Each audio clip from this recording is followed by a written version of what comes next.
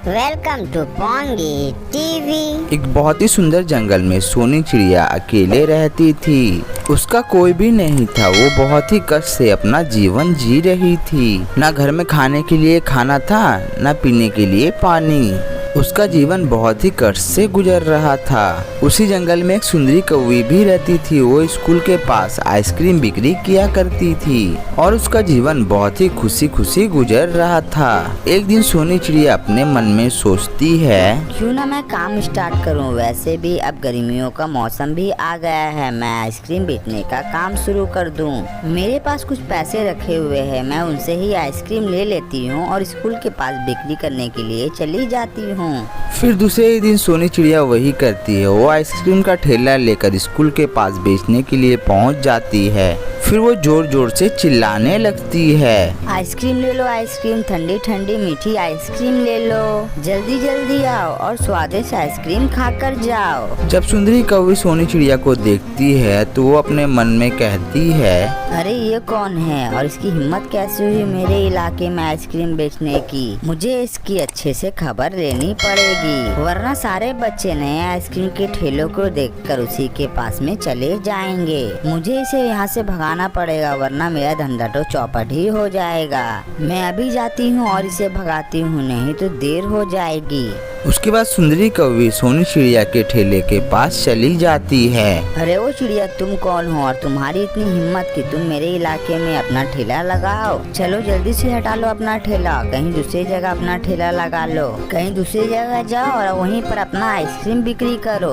क्या हुआ बहन, आप इतनी गुस्सा क्यों कर रही हो? आपको तो पता है कि मैं कितनी ज्यादा गरीब हूँ। मेरे पास तो खाने के लिए भी खाना नहीं है। बड़ी मुश्किलों से मैं यहाँ पर आइसक्रीम बिक्री करने के लिए आई हूँ। इसमें भला आपकी क्या आपत्ति है? बिल्कुल आपत्ति है। मेरे सारे ग्राहक तुम्हारे ठेले से आकर आइसक्रीम खरीदेंगे। तुम्हारी वजह से आज मेरा बहुत बड़ा नुकसान हो जाएगा।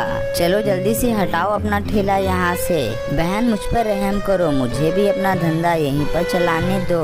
अच्छा तो तू ऐसे नहीं मानेगी, तुझे तो अच्छे से सबक सिखाना ही पड़ेगा। ना रहेगा बांस ना बजेगी बांसुरी।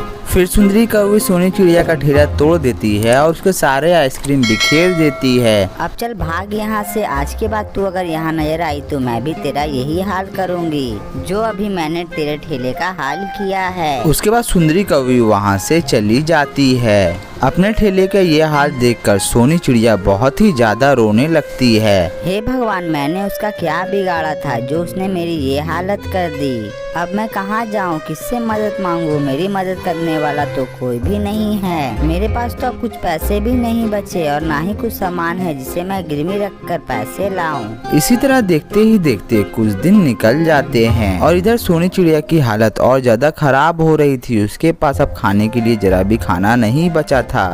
सोनी चिड़िया कहती है, भगवान आप ही मेरी मदद करो। अब मेरे पास बिल्कुल भी पैसे नहीं है और ना ही घर में अनाज। मैं भूखी मर जाऊंगी। मुझे अब भीख मांगकर ही अपना जिंदगी गुजर बसर करना पड़ेगा। उसके सिवाय मेरे पास कोई भी उपाय नहीं है। सोनी चिड़िया के पास अब कुछ भी नहीं बचा था। वो बेचारी अब भीख मांगने के लिए चली जाती है। सोनी चिड़िया जब भीख मांग रही होती है तभी सुंदरी कौवी की नजर सोनी चिड़िया पर पड़ती है। अरे भाई, ये तो वही चिड़िया है। अच्छा सबक सिखाया मैंने इसको।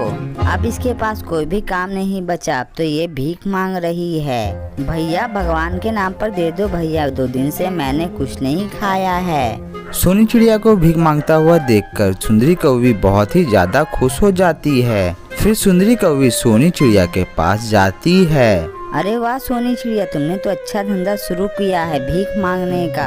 अगर तुमने मेरी बात मानकर अपना ठेला कहीं और लगा लिया होता तो आज तुझे ये दिन नहीं देखना पड़ता। पर नहीं, तुमने तो मेरी बात नहीं मानी। तुम्हें तो वहीं पर आइसक्रीम बेचनी थी। अब चुपचाप मांगो बैठकर यहाँ पर भीख। मेरी बात भी तो सुनती जाओ। मुझे तुम्हारा धंधा चौपट करने का बिल्कुल भी इरादा नहीं था, लेकिन मैं क्या करूँ, मेरा इस दुनिया में कोई भी नहीं है। मेरे पास खाने के लिए खाना भी नहीं था। मैंने उसे बेचकर आइसक्रीम का ठेला लगवाया था, लेकिन तुमने मेरी थोड़ी भी मजबूरी नहीं समझी और मेरे ठेले को तुमने तोड़ दिया।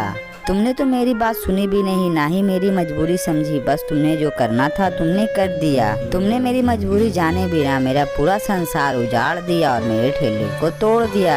अब मेरे पास भीख मांगने के सिवाय दूसरा कोई भी चारा नहीं है। सोनी चिड़िया की दुख भरी कहानी को सुनने के बाद सुंदरी कौवी को बहुत ज्यादा पछतावा होता है। मुझे माफ कर दो बहन, मुझसे बहुत बड़ी गलती हो गई। तुम्हारा जो भी नुकसान हुआ है मैं उसे तुम्हें रिटर्न करूंगी। मैं तुम्हारे लिए तुम्हारा आइसक्रीम का ठेला फिर से बनवा कर दूंगी, वो भी अपने पैसे से। आज के बाद से ही हम दोनों स्कूल के पास अपना ठेला लगाएंगे और मैं तुम्हारे लिए थोड़ा खाना भी दे दूंगी, तुम उस खाने को खा लेना। तुम चिंता मत करो और हाँ, आज से ही भीख मांगना तुम छोड़ दो। अगले ही दिन सोनी चिड़िया सुंदरी कौवी के साथ स्कूल के पास अपना ठेला लगाने लगी और खुशी खुशी अपना जीवन जीने लगी। और ये सुंदर सी कहानी यहीं पर समाप्त हो जाती है। ये कहानी से हमें ये सीख मिलता है कि हमें एक दूसरे की मदद करनी चाहिए और मिलजुल कर रहना चाहिए।